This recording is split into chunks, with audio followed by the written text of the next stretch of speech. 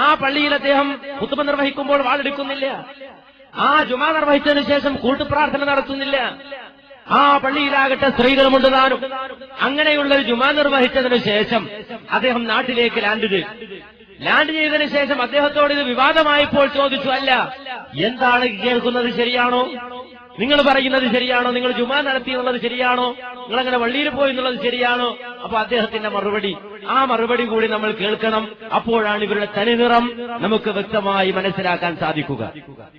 ലോകത്ത് മുഴുവനും മുസ്ലിം സ്ത്രീകൾ പള്ളിയിൽ വരേണ്ടതില്ലെന്ന് ഏകകണ്ഠമായി പണ്ഡിതന്മാർ പ്രഖ്യാപിച്ചിട്ടുള്ളതാണ്. കേരളത്തിലെ ഏതാനും ചില ഈ മുജാഹിദ് ജമാഅത്ത് ലോബികൾ ഒഴിച്ച് ലോകത്ത് എവിടെയും ഇവരുടേതായ ഈ വാദം ഇല്ല എന്നതാണ് സത്യം.